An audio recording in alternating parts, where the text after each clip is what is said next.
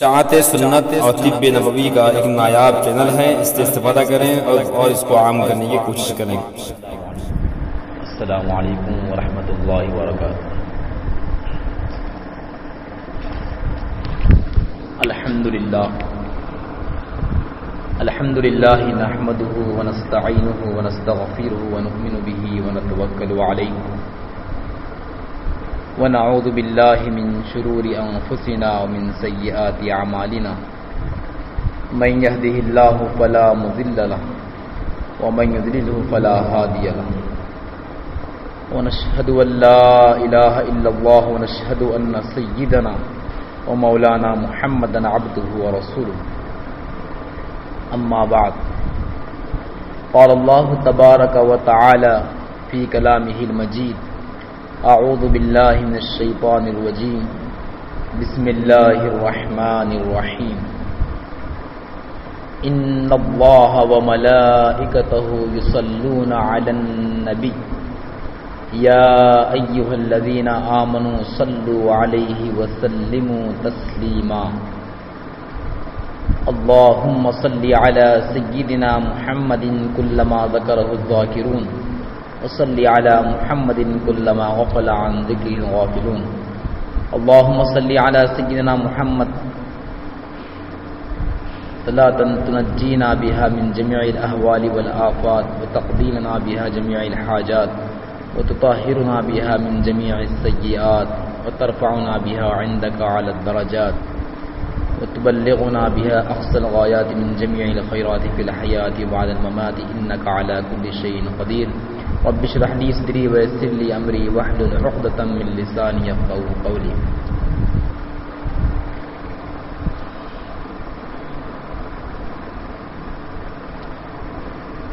محترم المقام حضرت مولانا عتیق احمد قاسم صاحب مدد ذلہ العالی، بانی و محتمم جامعہ حضا،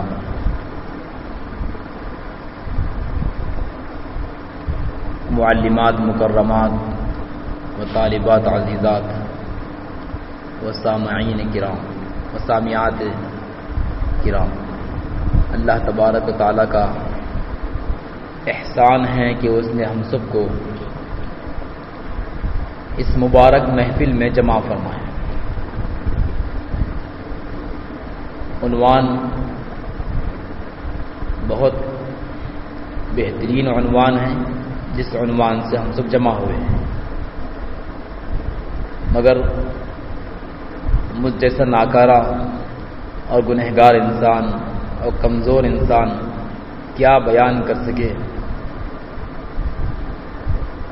جس ذات گرامی کی سیرت پاک کو، جس ذات گرامی کی میلاد کو سننے کے واسطے ہم سب بیٹھے ہیں، مجھ جیسے گنہگار انسان کے لیے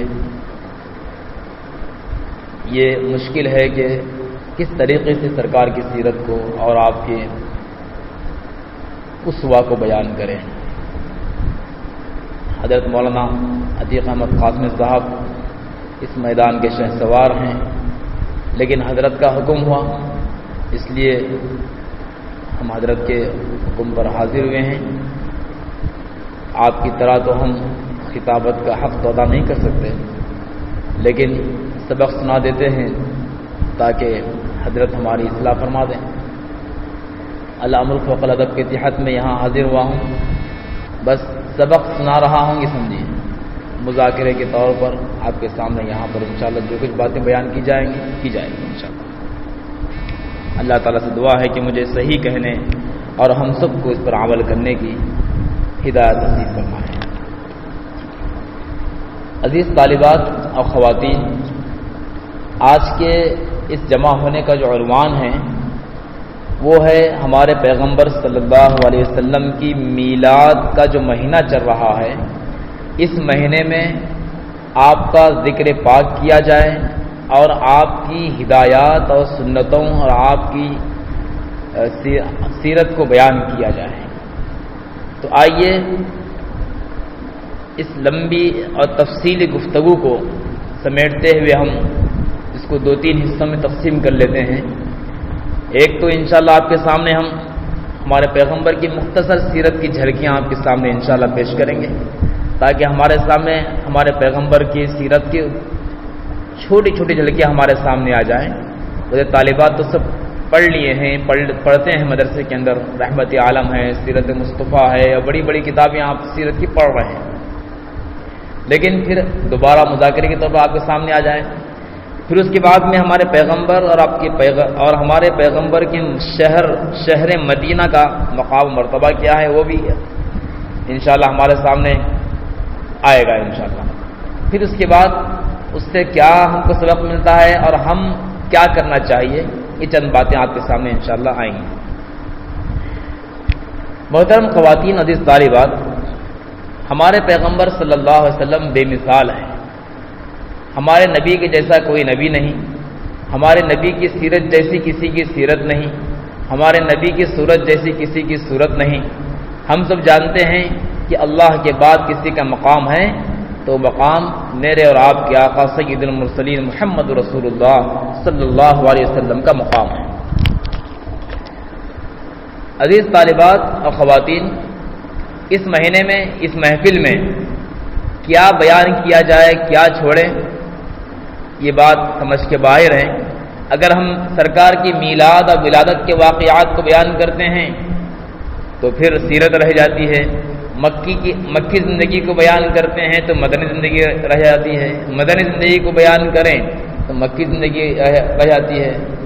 واقعات بہت طویل ہے، تفصیل ہے، مگر جتنا ہو سکے، جو ہو سکے آپ کے سامنے انشاءاللہ عرض کرنے کی کوشش کرتے ہیں۔ لیکن یاد رکھیے، جو بھی باتیں ہم سنیں گے وہ عبرت کی نگاہ سے اور عبرت حاصل کرنے اور اپنی زندگی میں نبی کریم صلی اللہ علیہ وسلم کے محبت پیدا کرنے کے واسطے ہم ان واقعات کو سنیں، ان باتوں کو سنیں۔ اور ہم سب بیٹھے ہیں، ایک بار سرکار دو عالم صلی اللہ علیہ وسلم کی ذات بابرکت پر درود پڑھیں اور درود پڑھ کر ان باتوں کو سنیں۔ اللہم صلی علی محمد النبی الامی وعلی آلہ وسلم تسلیما۔ اللہم صلی علی محمد کلما ذکرہ الذاکرون وصلی علی محمد کلما غفل عن ذکرہ الغافلون۔ اب ہمارا نام بارگاہ رسالت میں پہنچ گیا، ہم نے سرکار کو درود بھیجا تو ہمارا نام انشاءاللہ سرکار کی بارگاہ میں پہنچ گیا، ہمارا کنیکشن نبی سے ہو گیا۔ ویسے پہلے سے ہے، لیکن اب ہم سب جتنے یہاں بیٹھے ہیں، جتنے آپ سب ابھی درود پڑھے ہیں، میرا اور آپ کا نام بارگاہ رسالت صلی اللہ علیہ وسلم میں پہنچ گیا۔ اس سے بڑھ کے اور کیا ہم کو اعزاز ہونا چاہیے کہ ہمارا نام درود پڑھنے کی وجہ سے بارگاہ رسالت کے اندر پہنچ جاتا ہے۔ آئیے، ہمارے پیغمبر اس مہینے میں ربیع الاول کی 8 تاریخ ہے یا 9 تاریخ یا 12 تاریخ کو، مختلف روایات ہیں، اس دنیا میں تشریف لائے۔ ہمارے پیغمبر صلی اللہ علیہ وسلم کا جو سلسلہ نسب ہے، محمد ابن عبداللہ ابن عبد المطلب بن ہاشم بن کلاب بن مرہ، یہ ہمارا نبی کا سلسلہ حضرت اسماعیل علیہ السلام سے جا ملتا ہے۔ ہمارے پیغمبر صلی اللہ علیہ وسلم کے جد امجد ابراہیم علیہ السلام نے جب خانہ کعبہ کی تعمیر فرمائی تو اس وقت میں دعا مانگی تھی۔ کیا دعا مانگی تھی؟ اے اللہ، میں نے تو یہ مکان بنا دیا ہے، آپ کے حکم سے خانہ کعبہ کی تعمیر کر دیا ہے، اے اللہ مزدور جب گویا کہ انہوں نے اپنے زبان حال سے یوں کہا ہوگا کہ اے اللہ، جب مزدور مزدوری کرتا ہے، جب کام کرتا ہے تو اس کے بعد اجرت مانگتا ہے، اے اللہ ہم نے آپ کے حکم سے خانہ کعبہ کی تعمیر کیا ہے، اب ہم آپ سے مانگتے ہیں۔ کیا مانگتے ہیں؟ چند چیزیں مانگے، تو اس میں آپ نے کیا مانگا؟ اس موقع پر ہمارے پیغمبر صلی اللہ علیہ وسلم کو انہوں نے مانگا، ربنا وبعث فیہم رسولا، رسول کو مانگا، ایسے رسول، ایسے نبی جو سید المرسلین ہیں، سید الانبیاء ہے، امام الانبیاء محمد رسول اللہ صلی اللہ علیہ وسلم کو حضرت ابراہیم علیہ السلام نے خانہ کعبہ کی تعمیر کے بعد مانگا۔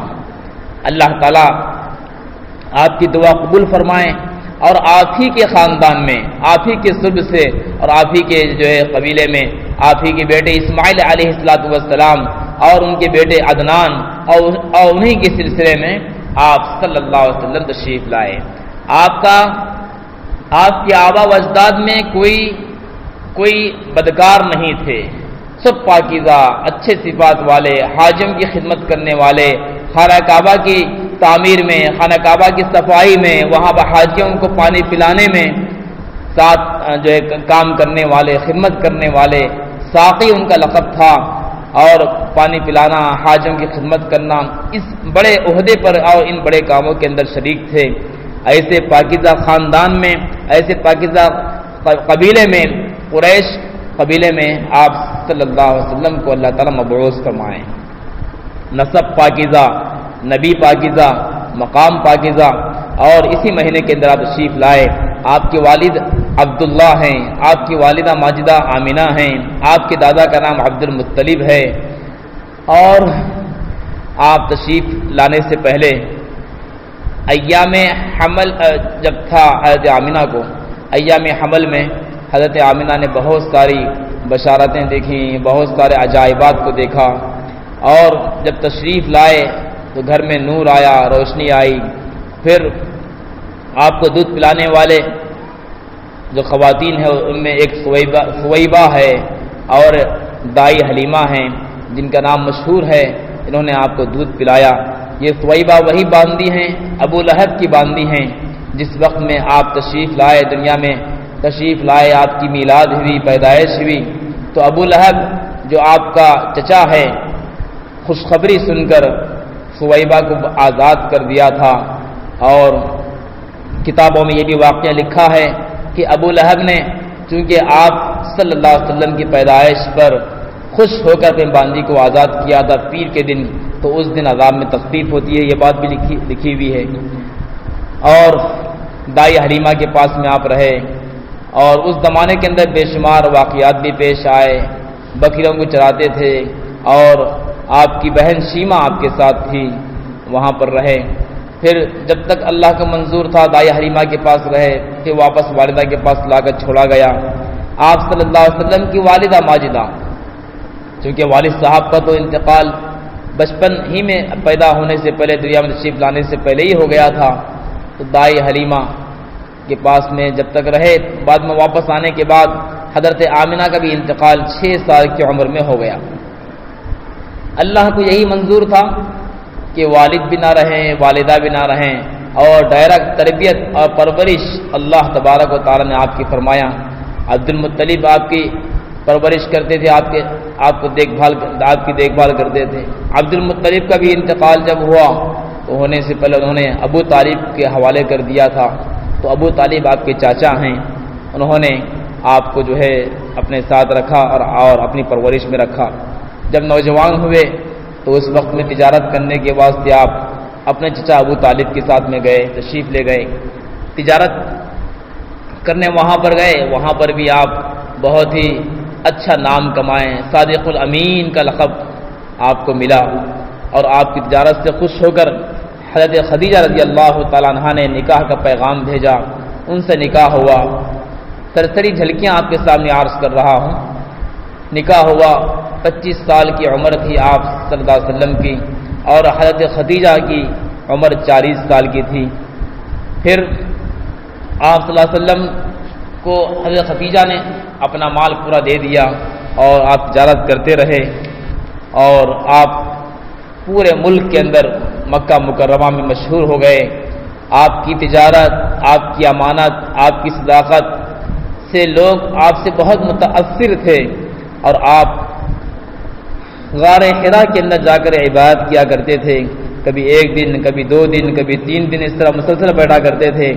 وہاں حضرت ابراہیم علیہ السلام کے طور طریقے کے مطابق عبادت کیا کرتے تھے۔ حضرت خدیجہ آپ کو ٹفن لے جا کر دیا کرتی تھی، وہیں پر رہتے تھے، آپ اللہ کی عبادت میں رہتے۔ ایک وقت ایسا آیا جب آپ کی عمر مبارک 40 سال کی ہوئی، تو ایک آنے والا شخص آتا ہے جن کا نام جبرائیل علیہ السلام ہیں، اور آپ کو غار حرا میں دبوچتے ہیں، کہتے ہیں کہ اقرا اقرا، پڑھیے پڑھیے۔ تو آپ فرماتے ہیں ما انا بقاری، میں کسی مدرسے میں جا کر پڑھا نہیں ہوں، میں کسی استاد کے پاس زانوں میں تلمس طے نہیں کیا ہوں۔ 2-3 مرتبہ اس طرح وہ دبوچتے ہیں. پھر اس کے بعد میں آیت نازل ہوتی ہے اقرأ باسم ربک الذی خلق. وحی کا سلسلہ شروع ہوتا ہے, نبوت کا سلسلہ شروع ہوتا ہے. پھر اس کے بعد میں آپ گھر میں تشریف لاتے ہیں, اپنے اہلیہ محترمہ حضرت خدیجہ سے فرماتے ہیں زملونی زملونی. اس واقعے کو بخاری کے اندر ذکر کیا گیا ہے, صحیح بخاری جلد نمبر 1 کے اندر یہ واقعہ موجود ہے. حضرت خدیجہ سے آپ اپنا واقعہ بیان فرماتے ہیں. پھر اس کے بعد میں حضرت خدیجہ جو آپ کی اہلیہ محترمہ ہیں تسلی دیتے ہیں اور فرماتے ہیں کہ آپ مت گھبرائیے, اللہ تبارک و تعالیٰ آپ کو رسوا نہیں کرے گا, اللہ تعالیٰ آپ کے ساتھ میں خیر کا معاملہ فرمائے گا. آپ ہر ایک کی خبر گیری کرنے والے ہیں, آپ دکھوں کے اور بے سہاروں کے سہارا بننے والے ہیں, بے بسوں کی بے بسی کو دور کرنے والے ہیں. اب غریبوں کی مسیحا ہے اور بیواؤں کی مسیحا کی دیکھ بھال کرنے والے ہیں, ضرورتوں کو پورا کرنے والے ہیں. لہذا اللہ تعالیٰ آپ کو رسوا نہیں کرے گا. اس سے معلوم ہوتا ہے کہ ایک بیوی, ایک خاتون, ایک جو ہے گھر میں رہنے والی شریک حیات کو اپنے شوہر کا اس طرح سے ساتھ دینا چاہیے اور ان کو تسلی دینا چاہیے. جب شوہر پریشان حال ہو جائے, کسی پریشانی میں مبتلا ہو جائے, مصیبت میں آفت میں گھر جائے, تو ایسے موقع پر بیوی کو چاہیے کہ سہارا بنے اور اپنے الفاظ کے ذریعے سے اور تعبیرات کے ذریعے سے اپنے شوہر کو جو ہے تسلی دینے والی بیوی بن جائیں. چنانچہ آپ صلی اللہ علیہ وسلم نبی بنتے ہیں اور اللہ کی طرف سے حکم ہوتا ہے وَأَنذِرْ عَشِيرَتَكَ الْأَقْرَبِينَ. اپنے گھر والوں کو ڈرائیے, اپنے خاندان کو, گھر والوں کو, کنبے والوں کو, قریب رہنے والوں کو پہلے ڈرائیے اور ان کو میرا پیغام پہنچائیے. آپ صلی اللہ علیہ وسلم صفا پہاڑی پر چڑھتے ہیں اور وہاں پر چڑھ کر اعلان فرماتے ہیں قولوا لا الہ الا اللہ تفلحوا, کہ تم لا الہ الا اللہ پڑھنے والے ہو جاؤ, کامیاب ہو جاؤ گے. پھر آپ فرماتے ہیں کہ دیکھو میں پہاڑ پر کھڑا ہوا ہوں اور مجھے معلوم ہے کہ پہاڑ کے پیچھے کیا ہے. پھر آپ نے فرمایا کہ اگر میں تم سے یہ کہوں کہ ایک پہاڑ کے پیچھے ایک لشکر ہے جو ابھی تم پر حملہ آور ہونے والا ہے, حملہ کرنے والا ہے, تو کیا تم لوگ میری بات کو مان لو گے؟ تو سب لوگ کہتے ہیں کہ ہم نے آپ کو صادق الامین جو ہے جانا ہے, اب تک آپ کبھی جھوٹ نہیں فرمائے اور جھوٹ کا تجربہ ہم نے آپ پر نہیں کیا ہے, لہٰذا ہم آپ کی بات کو مان لیں گے. تو آپ اس وقت اعلان فرماتے ہیں کہ قولوا لا الہ الا اللہ تفلحوا, تم لا الہ الا اللہ پڑھ لو, کامیاب ہو جاؤ گے. تو اس وقت میں یہی ابو لہب جس نے آپ کی پیدائش پر اپنی باندی کو آزاد کیا تھا, وہ کہتا ہے تبا لک لہذا جمعتنا, نعوذ باللہ ثم نعوذ باللہ, کہتا ہے تمہارے ہاتھ ہلاک ہو جائیں, کیا تم نے ہم کو اس لیے جمع کیا تھا؟ اللہ تبارک و تعالیٰ کو اس کی یہ الفاظ ناگوار لگتے ہیں. اللہ تعالیٰ قرآن مجید میں آیت نازل فرماتے ہیں تبت یدا ابی لہب وتب, اے ابو لہب تو محمد کے بارے میں, میرے حبیب کے بارے میں یہ کہتا ہے کہ آپ ہلاک ہو جائیں؟ نہیں, بلکہ تیرے ہاتھ ہلاک ہو جائیں, تیری آل اولاد ہلاک ہو جائے. اور اللہ نے فرمایا سیصلی نارا ذات لہب وامرأتہ, تجھ کو اور تیری بیوی کو جہنم میں ڈال دیا جائے گا, گھسیٹتے ہوئے جہنم میں ڈال دیا جائے گا. جو نبی کا دشمن بنا, جو نبی کے ساتھ میں بغاوت کرنے والا بنا اور نبی کے کام میں رکاوٹ ڈالنے والا بنا, اس کے لیے قرآن مجید کے اندر اللہ تبارک و تعالیٰ نے ایسی آیت اور ہلاکت کی, عذاب کی آیت نازل فرمائے. چنانچہ محترم خواتین اور طالبات, آپ صلی اللہ علیہ وسلم مکہ مکرمہ کے اندر 13 سال تک, نبوت کے بعد 13 سال, نبوت سے پہلے 40 سال, نبوت کے بعد 13 سال, گویا 53 سال آپ مکہ مکرمہ میں تشریف فرما رہے. 40 سال تک, ابتدائی 40 سال تک اپنے اخلاق کے ذریعے سے, اپنے کردار کے ذریعے سے لوگوں کو جو ہے انسانیت کا سبق سکھاتے رہے. پھر 40 سال کے بعد جب نبوت کا سلسلہ شروع ہوا تو لوگوں کو اللہ کی توحید, اللہ کی دعوت دیتے رہے اور بتوں کی عبادت سے, شرک سے, بت پرستی سے اور قتل و غارت گیری سے, جو لوگ اس وقت برائی کے اندر مبتلا تھے, عورتوں کو دفن کے جب بچی پیدا ہوتی تھی زندہ دفن کیا کرتے تھے, اور قتل و غارت گیری معمولی بہانوں کی وجہ سے ایک صدی تک 100 سال تک جھگڑے ہوا کرتے تھے. باپ مرنے کے وقت میں وصیت کرتا تھا کہ دیکھو فلاں سے ہماری دشمنی ہے، تم دشمنی کو باقی رکھنا. ایسے دور میں، ایسے لوگوں میں آپ صلی اللہ علیہ وسلم دین کا کام کیے، ان کو دین کی دعوت دیتے رہے اور ان کو سمجھاتے رہے. لوگ آپ کو تکلیفیں دیتے رہے، آپ کے راستے میں کانٹے بچھاتے رہے، آپ کو طرح طرح کی جو ہے تکالیف دیتے رہے، لیکن آپ ہر تکلیف کو سہتے ہوئے مکہ مکرمہ میں 13 سال تک آپ دعوت والا کام انجام دیتے رہے. پھر اس کے بعد میں لوگ مزاری اور تکالیف زیادہ دے رہے تھے تو اللہ تعالیٰ نے مدینہ منورہ تشریف لے جانے کا حکم فرمایا. آپ صلی اللہ علیہ وسلم اللہ کے حکم سے ہجرت فرمائیں. مدینہ منورہ تشریف لانے کے بعد وہاں کے لوگوں نے آپ کے ساتھ میں استقبال کیا، آپ کا استقبال کیا. وہاں کے لوگ انصار بنے، آپ کے مددگار بنے اور مکے سے آنے والے مہاجرین کی انہوں نے مدد کی اور اپنے ان مہاجرین کو اپنا بھائی بنا لیے اور ان کے ساتھ میں اچھا سلوک فرمائیں. یہاں سے دین عام ہونے لگا، فتوحات ہونے لگی، غزوات ہونے لگے. 10 سال تک آپ صلی اللہ علیہ وسلم مدینہ منورہ میں تشریف فرما رہے اور دین کا بول بالا ہوا، دین پھیل گیا. قرآن مجید کی آیت نازل ہوئی اذا جاء نصر اللہ والفتح ورأيت الناس يدخلون في دين الله افواجا. لوگ جو ہے بہت سارے لوگ فوج در فوج اور جماعتوں کی جماعت، لشکر اور بڑے بڑے قبیلے اسلام میں داخل ہونے لگے. فتح مکہ کا موقع آیا. جس وقت میں آپ مکہ مکرمہ سے تشریف لے جا رہے تھے مدینہ منورہ، آپ کی خواہش یہ تھی کہ خانہ کعبہ کے اندر نماز پڑھیں، لیکن کافروں نے آپ کو نماز پڑھنے نہیں دیا. خانہ کعبہ کی کنجی مانگے تو لوگوں نے دینے سے انکار کیا، لیکن آپ نے صبر کیا اور جاتے وقت میں یہ کہا کہ دیکھو آج تم مجھے خانہ کعبہ کی کنجی دینے سے انکار کر رہے ہو، لیکن ایک وقت ایسا آئے گا کہ تم جس جگہ ٹھہر کے مجھے خانہ کعبہ کی کنجی دینے سے انکار کر رہے ہو، ایک وقت ایسا آئے گا کہ اللہ تعالیٰ مجھے وہاں کھڑا کرے گا اور تم یہاں میرے جگہ پر کھڑے ہوگے نیچے اور میرے ہاتھ میں کنجی ہوگی، میں جس کو چاہوں گا وہ کنجی عطا کروں گا. آپ جب یہ ارشاد فرمائیں لوگ ہنسنے لگے، مذاق اڑانے لگے، استہزاء کرنے لگے، لیکن اللہ کے نبی صلی اللہ علیہ وسلم دور اندیش تھے. آپ کو اللہ تعالیٰ بتا دیا تھا کہ وقت ایسا آنے والا ہے، آپ تو بتا دیے، آپ فرما دیے اور آپ چلے گئے، لیکن اللہ کا منظور یہی تھا جو آپ نے ارشاد فرمایا. مدینہ منورہ میں آپ تشریف فرما رہے، ایک موقع ایسا آیا کہ مکہ فتح ہو گیا. فتح مکہ کے موقع پر آپ دوبارہ فاتحانہ شان سے مدینہ منورہ سے تشریف لائے مکہ مکرمہ. اور وہ وقت آیا جس جگہ پر وہ شخص کھڑا ہوا تھا جو کنجی دینے سے انکار کر رہے تھے، آپ کے ہاتھ میں کنجی تھی. آپ نے اس کو بلایا، فرمایا کہ دیکھو آج میں اس مقام پر کھڑا ہوا ہوں جس مقام پر تم اس وقت میں کھڑے ہوئے تھے، اور آج میرے ہاتھ میں خانہ کعبہ کی کنجی ہے، اور آج مجھے اختیار ہے میں جس کو چاہوں یہ کنجی دے دوں. میں چاہوں تو یہ کنجی حضرت علی کو دے دوں، میں چاہوں تو قریش خاندان میں دے دوں، میں چاہوں تو انصار کو دے دوں. لیکن آپ نے اسی شخص کو بلائے جس شخص نے آپ کو دینے سے انکار کیا تھا، اور فرمایا کہ جو ہے آؤ یہ کنجی میں تمہارے حوالے کر دیتا ہوں، اور فرمایا کہ میں یہ بھی پیشن گوئی دیتا ہوں قیامت تک یہ کنجی تمہارے ہاتھ میں رہے گی. معلوم کیا ہوا؟ دغا دینے والے، تکلیف دینے والے، پریشان کرنے والوں کے ساتھ میں ہمدردی کرنا یہ ہمارے نبی کی سنت ہے. جنہوں نے آپ کو کنجی نہیں دیا، جنہوں نے آپ کو نماز پڑھنے نہیں دیا خانہ کعبہ کے اندر، لیکن آپ صلی اللہ علیہ وسلم نے کیا کیا؟ ان کے ساتھ میں ایسا سلوک کیا.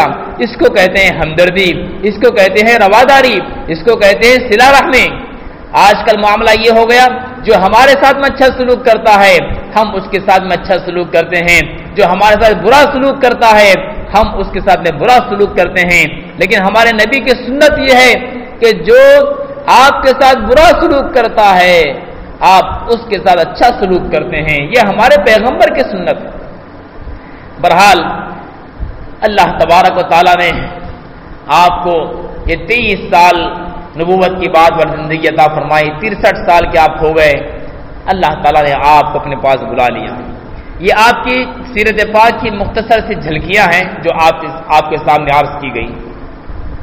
محترم خواتین، اس وقت میں آپ کو یہ عرض کرنا چاہتا ہوں کہ آپ جب حج کرنے تشریف لے گئے تھے تو اس موقع پر آپ نے حجۃ الوداع کے موقع پر 2-3 خطبے دیے ہیں، تقریر فرمائے ہیں۔ اس میں سے ایک تقریر یہ بھی ہے کہ آپ نے فرمایا کہ میں تمہارا منتظر رہوں گا حوض کوثر پر، انی فرضکم علی الحوض، میں حوض کوثر پر تمہارا منتظر رہوں گا اور میں تم کو وہاں پر پاؤں گا، میں تم کو وہاں پر دیکھوں گا۔ دیکھیے اللہ تعالیٰ نے آپ کو ایک اعزاز نصیب فرمایا ہے۔ آپ اور ہم ایسے نبی کی امتی ہے جس کو اللہ تعالیٰ نے حوض کوثر عطا فرمایا ہے۔ حوض کوثر کیسا ہے؟ بہت بڑا حوض ہے۔ ہر نبی کو اللہ تعالیٰ جو ہے اعزاز عطا فرمائیں گے، اور ہمارے نبی کو جو اعزاز عطا فرمائیں گے وہ حوض کوثر کے ذریعے سے اعزاز عطا فرمائیں گے۔ اور حوض کوثر اتنا بڑا حوض ہے کہ اس کے اوپر جو پیالے رکھے ہوئے ہوں گے وہ پیالے سمندر کے تاروں کے برابر ہوں گے۔ یہ آسمان کے جو ستارے ہیں، آسمان کے جو تارے ہیں، ان تاروں کے مماثل، ان تاروں کے برابر پیالے ہوں گے۔ اب اندازہ کیجئے، پینے والے جب پیالے اتنے ہیں تو پینے والے بھی اتنے ہی ہوں گے۔ اس حوض کوثر سے ہمارے پیغمبر صلی اللہ علیہ وسلم پانی پلائیں گے۔ کس کو پلائیں گے؟ امت محمدی کو پلائیں گے۔ اور امت محمدی جب اس پانی کو پیے گی، اس پانی کی شان یہ ہے کہ ایک مرتبہ جب پی لیں تو پھر دوبارہ پیاس نہیں لگے گی۔ یہ اعزاز اللہ تعالیٰ نے آپ کو عطا فرمایا ہے، اور آپ کا مقام اور آپ کا مرتبہ کیا بیان کریں خواتین۔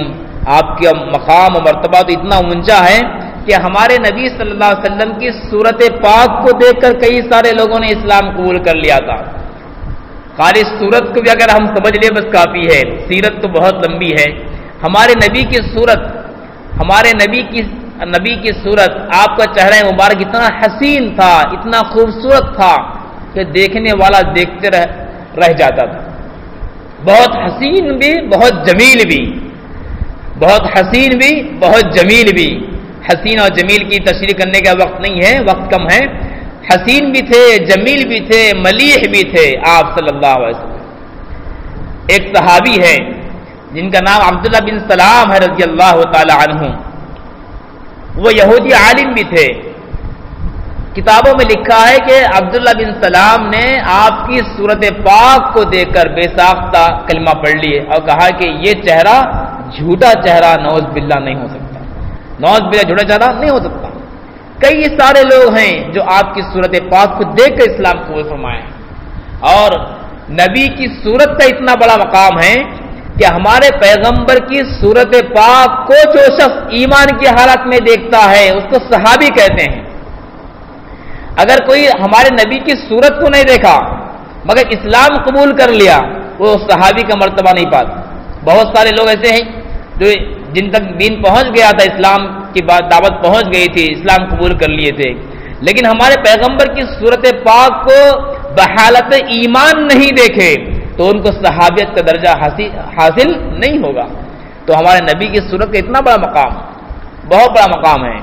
اور محترم خواتین، اللہ تعالیٰ نے ہم کو ایسے نبی عطا فرمایا جس نبی کی شان یہ ہے جس راستے سے آپ گزرتے ہیں وہ راستے سے خوشبو آتی تھی، اور کیوں نہ آئے۔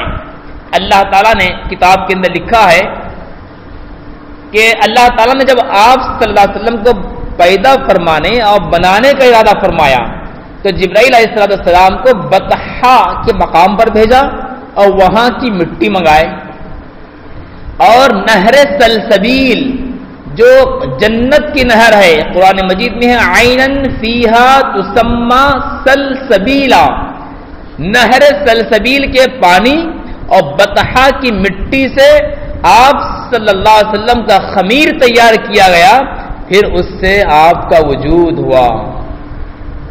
اب اندازہ کیجئے جس کی مٹی بطحا کی ہو اور جس کا پانی نہر سلسبیل کا ہو، جنت کی نہر کا ہو، اس میں خوشبو نہیں آئے گی تو پھر کیا آئے گی؟ اسی لیے ہمارے پیغمبر کے جسم مبارک پر مکھی نہیں بیٹھتی تھی، مکھی نہیں بیٹھتی تھی، آپ کے جسم مبارک سے ہمیشہ خوشبو آیا کرتی تھی۔ یہ ہمارے نبی کی شان ہے۔ اور محترم خواتین، اللہ تعالیٰ نے آپ کو یہ مقام عطا فرمایا تھا، یہ مقام عطا فرمایا تھا۔ شمائل ترمذی کے اندر یہ بات موجود ہے، اور خصائل نبوی کے اندر بھی شیخ زکریا صاحب رحمۃ اللہ نے لکھا ہے کہ ہمارے نبی بہت اونچے بھی نہیں تھے اور ہمارے نبی بہت پسخت گڈے بھی نہیں تھے، جو ہمارے زبان میں گڈے کہتے ہیں، بہت گڈے بھی نہیں تھے، بہت لمبے بھی نہیں تھے، درمیانہ قد کے تھے۔ لیکن آپ کا معجزہ یہ ہے کہ جب آپ پبلک میں ہوتے تھے تو سب سے اونچے معلوم ہوتے تھے، سب سے اونچے معلوم ہوتے تھے، تاکہ آنے والوں کو آسانی کے ساتھ میں آپ دکھائی دیں۔ اللہ نے آپ کو ایسا مقام عطا فرمایا۔ اور یہ بات بھی ہم کو جاننے کی ہے کہ ہمارے پیغمبر کا جو پسینہ ہوتا تھا وہ دنیا کی تمام عطروں سے زیادہ خوشبودار تھا۔ واقعہ مشہور ہے، حضرت انس رضی اللہ تعالیٰ عنہ کی امی جان ایک شیشی کے اندر آپ کے پسینے کو جمع فرمائی تھی، اور مدینے کے دلہنوں میں سے جب کسی دلہن کی شادی کے جب مسئلہ آتا تھا تو اس وقت دلہن کو آپ کے پسینہ مبارک کا حصہ تھوڑا سا لگا دیا جاتا تھا تو وہ دلہن تمام دلہنوں میں معطر اور خوشبودار بن جاتی تھی۔ یہ ہمارے نبی کا پسینہ ہے، نبی کا پسینہ ہے۔ صحابہ کرام کو اگر معلوم ہوتا تھا، اگر معلوم کرنا ہوتا تھا کہ ہمارے نبی کہاں ہیں، کہاں سے گزرے ہیں، معلوم کرنا اگر ہوتا تھا تو جس گلی سے خوشبو آتی تھی اس سے پہچانتے تھے کہ ہمارے نبی یہاں سے گزرے ہیں شاید، کیونکہ یہاں پر جہاں سے آپ گزرتے تھے وہ گلی معطر اور خوشبودار بن جاتی تھی۔ بہرحال کیا بیان کیا جائے، کیا چھوڑے۔ ہمارے نبی جب مکے سے مدینہ منورہ تشریف لائے تو مدینہ منورہ کے اندر پہلے حالت ویسی نہیں تھی مدینہ کی جیسے اب ہے۔ مدینہ منورہ نہیں تھا، جب اس کا نام تھا یثرب۔ جب آپ تشریف لائے مدینہ منورہ تو مدینہ آنے کے بعد مدینے کا مرتبہ بدل گیا، مدینے کا مقام بدل گیا، مدینے کا نام اونچا ہو گیا، اور مدینے کی وہ سرزمین جہاں ہمارے نبی صلی اللہ علیہ وسلم تشریف لائے اس کا مقام اتنا اونچا ہو گیا، اتنا اونچا ہو گیا، آقا نے ارشاد فرمایا جو شخص مدینے میں مرتا ہے، جس کی موت مدینے کے اندر آتی ہے، اس کو میری شفاعت واجب ہو جاتی ہے۔ کیا مقام ہے، الحمدللہ ماشاءاللہ، کہ جس کی موت مدینے کے اندر آتی ہے اس کے لیے نبی کی سفارش واجب ہو جاتی ہے۔ یہ حدیث ہے، اس حدیث پر عمل کرنے کے واسطے حضرت عمر رضی اللہ تعالیٰ عنہ نے اللہ سے دعا مانگی تھی، عجیب دعا مانگی۔ کیا دعا مانگی تھی؟ اللہم شہادتن فی سبیلک و موتن فی بلد حبیبک۔ یہ دعا، اس دعا میں دو جزئیے ہیں، دو دعا گویا کہ انہوں نے مانگی تھی۔ ایک دعا تو یہ تھی کہ اے اللہ میں آپ کے راستے میں شہادت کی موت مانگتا ہوں کہ مجھے شہید بنا دے۔ شہید کا مرتبہ یہ ہے کہ شہید کے خون کا خطرہ زمین پر گرنے سے پہلے اللہ تعالیٰ اس کی بخشش فرماتے ہیں۔ شہادت کا بہت اونچا مقام ہے، تو اس لیے انہوں نے کیا مانگی دعا؟ اے اللہ مجھے شہادت کا رتبہ عطا فرما۔ اور دوسری دعا یہ مانگی کہ اے اللہ مجھے موت آپ کے حبیب، آپ کے محبوب، سرتاج دو جہاں محمد رسول اللہ صلی اللہ علیہ وسلم کے شہر مبارک مدینے میں موت عطا فرما۔ مدینے کی موت اور شہادت کی موت۔ اب غور کیجئے، یہ دونوں دعاؤں میں تضاد ہے۔ شہادت ہوگی تو میدان جنگ میں ہوگی، اور مدینے میں جنگ کبھی نہیں ہوگی، لیکن اللہ تعالیٰ بڑوں کی دعا، اللہ تعالیٰ دعا کی لاج رکھ لیتے ہیں۔ حضرت عمر کی دعا کی اللہ نے لاج رکھا، جب دعا مانگی انہوں نے شہادت کی اور مدینے میں موت کی دعا مانگی، تو اللہ تعالیٰ نبی سے محبت کرنے والوں کی لاج رکھ لیتے ہیں۔ آپ سب جانتے ہیں واقعہ حضرت عمر کا کیا واقعہ ہوا۔ حضرت عمر مدینہ منورہ میں تھے، ایک شخص آیا، غلام تھا، وہ غالباً مغیرہ بن شعبہ کا غلام تھا رضی اللہ تعالیٰ عنہ۔ وہ غلام نے آ کر کہا کہ حضرت میرے مالک سے آپ کہہ دیجئے کہ میرے مالک نے مجھ پر زیادہ ٹیکس عائد کیا ہے، وہ کم کرائیے۔ تو حضرت عمر نے فرمایا کہ تم کیا کام کرتے ہو؟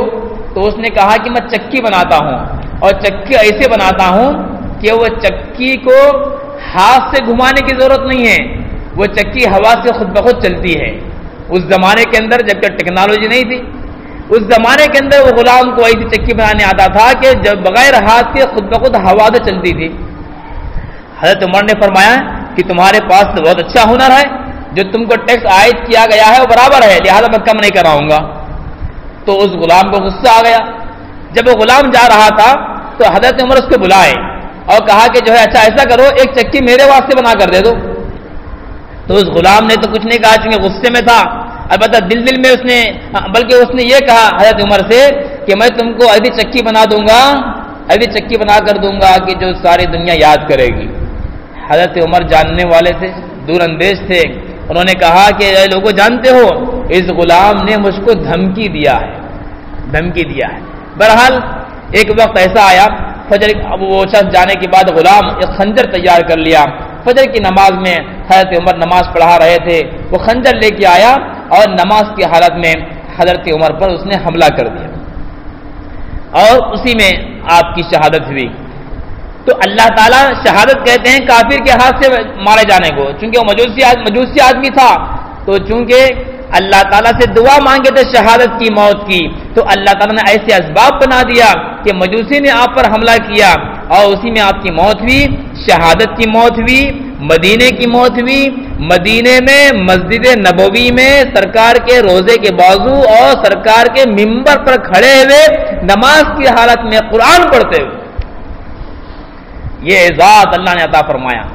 تو دعا ہم کو مانگنا چاہیے، دعا مانگنے میں ہم کو تساہل نہیں کرنا چاہیے، دعا مانگنے میں پیسے نہیں لگتے، جتنے دعا مانگنا ہے مانگنا، بڑی بڑی دعائیں مانگنا، اے اللہ ہم کو مدینے کی موت عطا فرما، حج نصیب فرما، عمرہ نصیب فرما، دعائیں مانگیے، ایسی دعائیں مانگنا کہ ہمارا دل جو ہے کہتا ہے کہ ایسا ہوتا کیا۔ ایک صاحب فقیر ہے، مطلب غریب ہے، پیسے نہیں ہیں، لیکن وہ حج کی دعا مانگ رہا ہے، اللہ مجھے حج کی توفیق عطا فرما، تو لوگ کہتے ہیں مجھے تو غریب ہے، حج تو کب جائے گا؟ غریب آپ غربت کو مت دیکھیے، اللہ کی رحمت کو دیکھیے۔ اللہ چاہے تو کیا نہیں کر سکتا، اللہ چاہے تو بہت کچھ کر سکتا ہے۔ بہرحال حضرت عمر کو یہ موت نصیب ہوئی، شہادت کی موت، مدینے کی موت۔ تو مدینے میں موت کی خواہش کون کر رہے ہیں؟ حضرت عمر نے کی ہے، تو یہ مقام ہے مدینے کا۔ امام مالک رحمۃ اللہ علیہ کے بارے میں آتا ہے کہ امام مالک رحمۃ اللہ علیہ اپنی زندگی پوری مدینے میں گزارے، ایک حج جو فرض تھا، فرض حج ادا کر لیے، اس کے بعد نفل حج کرنے کے واسطے مدینہ چھوڑ کر مکے کو نہیں گئے۔ کیوں؟ وہ کہتے تھے کہ میں چاہتا یہ ہوں کہ میری موت مدینے کے اندر آئے، اگر میں نفل حج کرنے جاؤں گا مدینے سے مکہ، اگر میری موت وہاں پر آ جائے تو مدینے میں موت آنے کا جو مرتبہ ہے، جو فضیلت ہے، وہ شاید مجھ کو نہ ملے۔ اس لیے نفل حج کرنے کے واسطے امام مالک مدینہ چھوڑ کر مکہ مکرمہ نہیں گئے، اور جب تک مدینے میں رہے بغیر چپل کے وہ پھرتے تھے اور کہتے تھے کہ جس زمین پر، جس سرزمین پر میرے نبی کا قدم مبارک پڑا ہو، میری کیا مجال کہ میں وہاں چپل پہن کر پھروں۔ یہ عشق رسول تھا، یہ مدینے کی سرزمین کی عظمت تھی نا حضرات کے درمیان۔ اب آئیے اسی طریقے سے حضرت مولانا قاسم صاحب نانوتوی رحمۃ اللہ علیہ جو دارالعلوم دیوبند کے بانی ہیں، ان کے بارے میں بھی آتا ہے جب وہ مدینہ منورہ پہنچتے تھے تو مدینہ منورہ آنے سے پہلے اپنے چپل نکال دیتے تھے۔ لوگ کہتے تھے کہ حضرت ابھی مدینہ دور ہے، یہیں پر آپ چپل نکال رہے ہیں، کیا بات ہے؟ تو کہتے تھے کہ جو آدمی شہر کے اندر رہتا ہے، کبھی کبھی شہر کے باہر بھی آتا ہے ضرورت کے واسطے، تو بہت ممکن ہے کہ میرے آقا یہاں پر بھی آئے ہوں گے، اس لیے میں چپل نکال رہا ہوں۔ یہ شان ہے علماء دیوبند کی، جو مدینے کے ساتھ اور اللہ کی رسول کے ساتھ محبت کا اس طریقے سے اظہار فرمایا کرتے تھے۔ محترم خواتین، یہ چند جھلکیاں تھیں جو عشق رسول کی ہے اور مدینے سے محبت کی ہیں۔ مدینہ کا مقام اور مرتبہ کتنا اونچا ہے، اللہ کے نبی صلی اللہ علیہ وسلم کے بارے میں آتا ہے، خود آپ بھی مدینے کی جو ہے فضیلت بیان فرمائے ہیں، اور مدینے کی فضیلت کو بیان کرنے کے واسطے اور وہاں کے سرزمین اور وہاں کی مٹی کی عظمت کو بیان کرنے کے واسطے آپ کا معمول یہ تھا جب کسی کو زخم ہو جاتا تھا تو آپ دعا پڑھتے تھے۔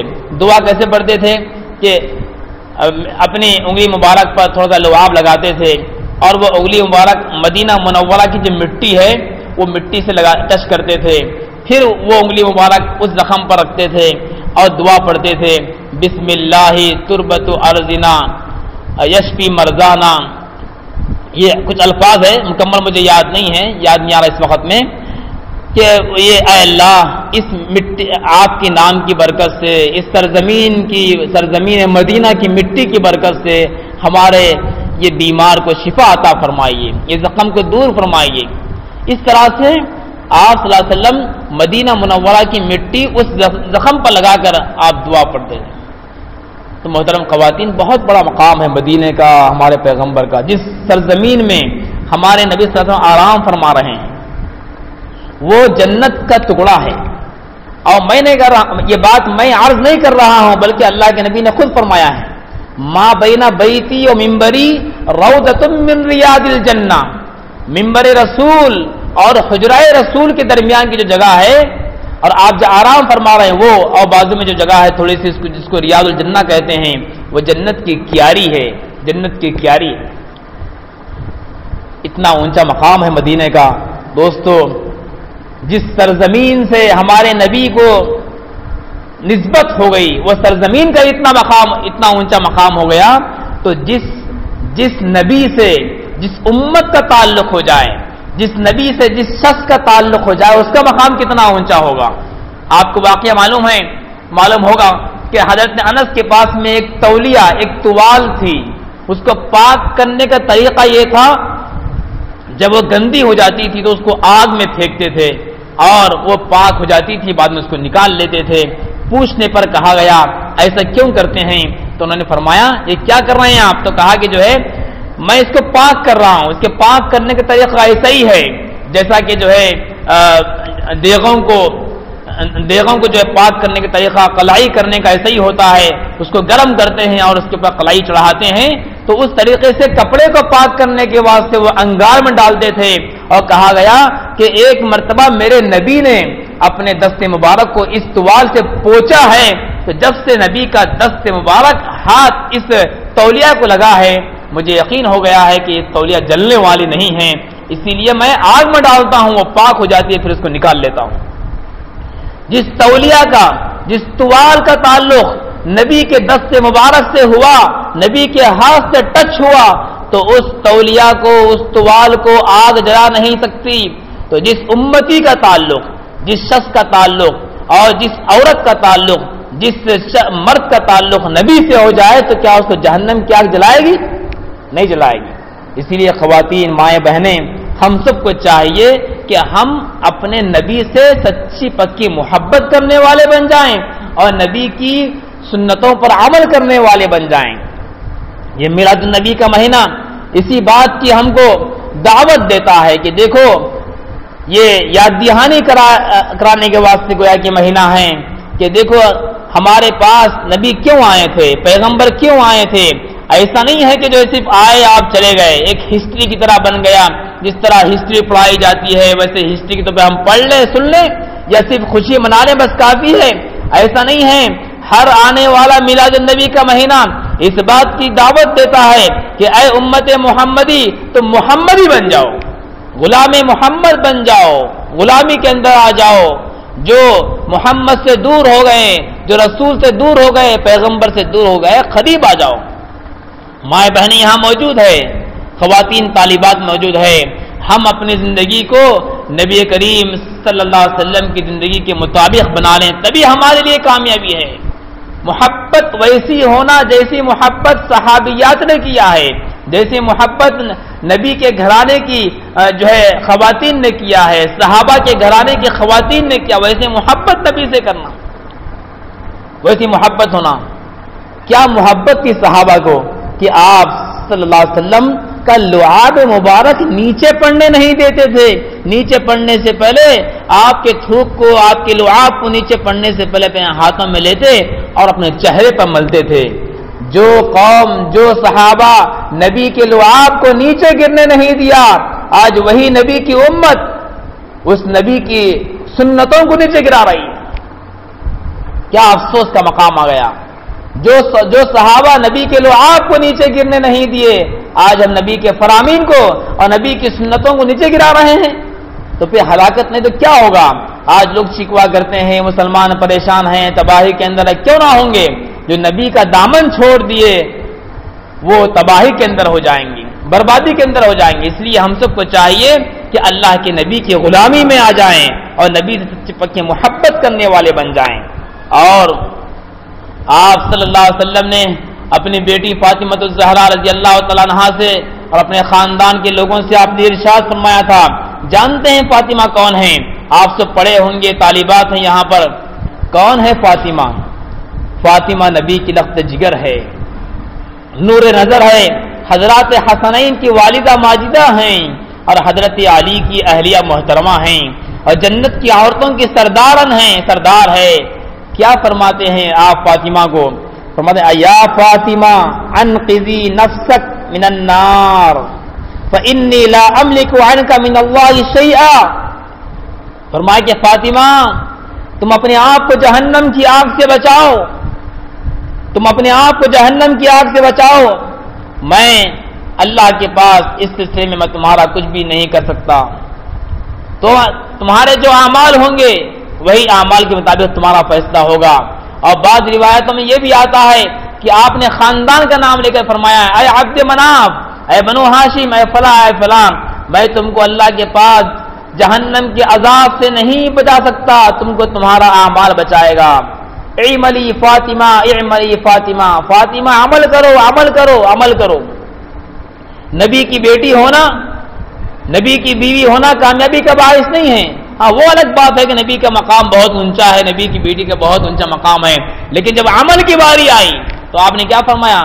اے فاطمہ عمل کرو۔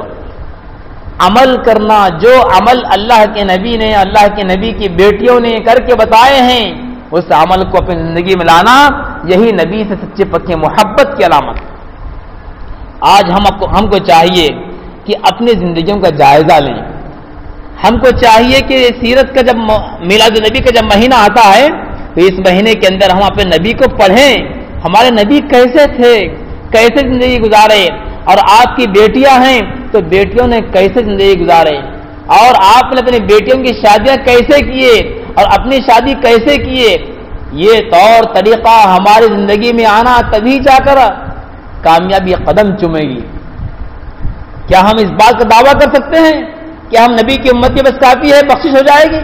نہیں نہیں نہیں خواتین، بہت عمل کرنا پڑے گا۔ عمل کے بغیر جنت نہیں ملتی، عمل سے زندگی بنتی ہے، جنت بھی جہنم بھی۔ عمل اچھے کریں گے جنت بنے گی، عمل برے کریں گے جہنم بنے گی۔ آج ہم سب یہاں پر جمع ہیں میلاد نبی کی اس محفل میں، اللہ کے نبی کے ذکر حبیب کی اس محفل میں جمع ہیں، تو ہم سب یہاں سے ارادہ کر کے جائیں کہ اللہ کے نبی کے شہر سے، اللہ کے نبی سے محبت ویسے کریں گے جیسے صحابہ نے محبت کیا ہے، اور فاطمہ الزہرا رضی اللہ تعالیٰ عنہا کی سیرت کو اپنی زندگی میں اتاریں، انشاءاللہ تب جا کے ہم غلام رسول بنیں گے۔ آج لوگ کہتے ہیں ہم غلامان رسول ہے، ہم عاشق رسول ہے، یاد رکھیے ہم بولنا کافی نہیں ہے ہم غلام رسول ہے بول کے۔ اللہ کے نبی فرمائے کہ یہ میرا غلام ہے، ہم 1000 مرتبہ بولے ہم غلام رسول ہے تو یہ بولنا کافی نہیں ہے۔ اگر اللہ کے نبی ہم کو ایک بار یہ کہہ دیں کہ میرا غلام ہے بس کافی ہو جائے گا۔ آج ہم کو دعوے بہت کرنے آتا ہے کہ ہم غلام رسول ہے، لیکن غلام رسول کہنا کافی نہیں ہے، رسول کہے کہ میرا غلام ہے، ایسا عمل کر کے دکھائیں۔ ایک باپ کا بیٹا اگر خراب نکلتا ہے تو باپ کڑتا ہے، اسی طریقے سے اگر ایک امتی بھی خراب بنتا ہے، یا ایک ماں، ایک بہن، ایک لڑکی خراب کام کرتی ہے تو نبی کو تکلیف ہوتی ہے، کڑن ہوتی ہے۔ آج دیکھیے، غور کر کے دیکھیے، میلاد النبی کے اس مہینے کے اندر کتنے لڑکیاں، کتنے بہنیں، کتنی عورتیں بے پردگی کا کام کرتی ہیں۔ میلاد النبی کا مہینہ ہونے کے باوجود بھی اپنے گھروں کے اندر جو ہے بے نمازی کا ماحول ہے، نماز نہیں پڑھنے کا ماحول ہے، بے پردگی کا ماحول ہے، ٹی وی دیکھنے کا ماحول ہے، فلم اور سیریل دیکھنے کا ماحول ہے، کپڑے ایسے پہن رہے ہیں جو کپڑے فاطمہ الزہرا نے پہنے، کپڑے ایسے پہن رہے ہیں جو کپڑے عائشہ رضی اللہ تعالیٰ عنہا نے پہنے، جو کپڑے صحابیات نے پہنے ویسے کپڑے پہن رہے ہیں اور عشق نبی کا دم بھرتے ہیں۔ نہیں نہیں، اللہ کے نبی کی سنتوں پر عمل کرنے والے حقیقت میں غلام ہیں۔ اللہ کے نبی چاہتے تھے کہ میری امت میں سے ہر شخص جنت میں جائے۔ جنت میں کدے جائیں گے؟ صرف ایسے نہیں جائیں گے کہ ہم صرف ایک دن ہم جمع ہو گئے اور کچھ بنا لیے، میٹھا کھا لیے، یہ کافی نہیں ہے۔ پوری زندگی، ایک اللہ والے نے فرمایا میلاد النبی کا مہینہ صرف ایک دن نہیں منانا، سال کے پورے 360 دن تک اللہ کے نبی کی یاد منانا، یہ اصل میں جو ہے ذکر حبیب ہے۔ میلاد النبی اگر منانا ہے، ذکر نبی ذکر حبیب کرنا ہے تو ایک دن نہیں بلکہ سال کے 12 مہینے، ہر مہینے کے 30 دن اور ہر دن کے ہر گھنٹے میں ہر منٹ میں ہم کو ذکر حبیب منانا چاہیے۔ وہ کیسے؟ وہ کیوں؟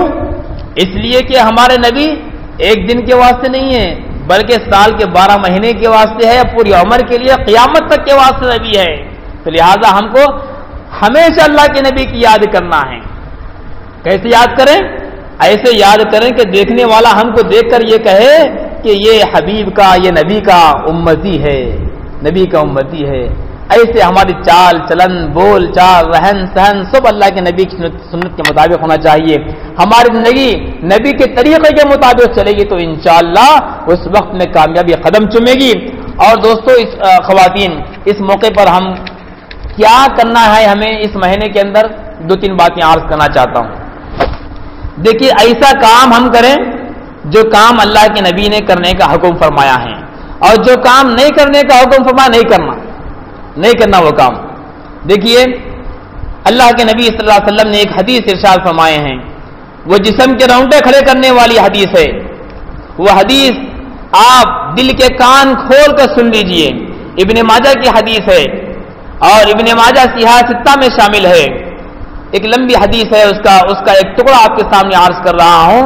اللہ کے نبی صلی اللہ علیہ وسلم نے ارشاد فرمایا کہ میدان محشر میں میں حوض کوثر پر کھڑا ہوں گا اور میں اپنے ہاتھوں سے پیالہ، حوض کوثر کا جو پیالہ ہوتا ہے اس سے پانی تقسیم کروں گا، اور اس وقت میں چند لوگ آئیں گے، فرشتے آئیں گے اور میری امت جو لائن بنا کر کھڑی ہوئی ہوگی ان کو ہٹائیں گے۔ میں کہوں گا اسی یہ میرے ساتھی ہے، کیوں ہٹا رہے ہیں؟ اللہ کے نبی جب فرمائیں گے تو فرشتے کہیں گے کہ آپ کو معلوم نہیں یہ کون لوگ ہیں؟ یہ وہ لوگ ہیں کہ جنہوں نے آپ کے بعد میں دین کو بدل ڈالا، آپ کی سنتوں کو بدل ڈالا۔ تو لہذا آپ نے ارشاد فرمایا کہ لا تسودوا وجہی، فرمایا کہ تم میرے چہرے کو کالا نہ کرو، یعنی کہ تم مجھے اس وقت میں شرمندہ نہ کرو، ایسا تم دنیا میں کام نہ کرو کہ جس کی وجہ سے مجھے میدان محشر کے اندر شرمندگی ہو جائے۔ اللہ اکبر، اللہ اکبر۔ اللہ کے نبی، جس طرح ایک باپ اپنے بیٹے سے کہتا ہے کہ بیٹا ایسا کوئی خراب کام نہ کرنا جس کی وجہ سے میری ناک کٹ جائے، جس کی وجہ سے میرا نام برباد ہو جائے اور جس کی وجہ سے میں لوگوں کے سامنے صورت دکھانے کے قابل نہ رہوں۔ اسی طریقے سے اللہ کے نبی اپنی امت سے فرماتے ہیں، مجھ سے فرماتے ہیں، آپ سے فرماتے ہیں، ساری دنیا کی انسانیت سے، امت سے فرماتے ہیں کہ تم ایسا کام نہ کرو جس کی وجہ سے میرا چہرہ شرمندہ ہو جائے، مجھے شرمندگی کا سامنا کرنا پڑے، اور میں تم کو پیالہ پلانا چاہوں اور فرشتے مجھ کو روک دیں۔ تو اس وقت پوچھا جائے گا کیوں روک رہے ہیں؟ تو کہا جائے گا کہ انہوں نے دین میں تبدیلی کی ہے، دین سے انحراف کیا ہے، بدعت کیا ہے، آپ کے خلاف کام کیا ہے۔ اس وقت کتنی شرمندگی ہوگی۔ محترم خواتین، کیا ہم اپنے نبی کو شرمندہ کرنا چاہتے؟ ہم تو معمولی 4 لوگوں کے سامنے شرمندہ ہونا پسند نہیں کرتے۔ اگر ابھی آپ بیٹھے ہیں جہاں پر ایک کو کھڑا کر دیا جائے اور ان کو برا بھلا کہا جائے تم ایسے ہیں ویسے ہیں، تو چند لوگوں کے سامنے ایک بچی کو کھڑا کر کے اگر ان کو جو ڈانٹا جائے اور ان کی برائی کو بیان کیا جائے تو کتنی شرمندگی ہوگی۔ اپنی نگاہوں کو، چہرے کو نیچے کر لیں گے، اور کل میدان محشر کے اندر اگر ہمارے خراب عمل کو سب کے سامنے پیش کیا جائے تو ہمیں تو شرمندگی ہوگی ہی، لیکن اللہ کے نبی کو بھی شرمندگی ہوگی۔ اسی لیے ارشاد فرماتے ہیں اللہ کے نبی کہ لا تسودوا وجہی، تم میرے چہرے کو کالا مت کرو، تم مجھے شرمندہ مت کرو۔ تو محترم خواتین، ہم کو چاہیے کہ اگر ہم اللہ کے نبی کو شرمندہ قیامت کے دن نہیں کرنا چاہتے ہیں تو زندگی ایسے گزاریں جیسے گزارنے کا حکم دیا گیا ہے، برائی سے بچیں۔ ہمارے ہر کام ہمارے گھر کے اندر طور طریقہ نبی کے فرمان کے مطابق ہونا چاہیے۔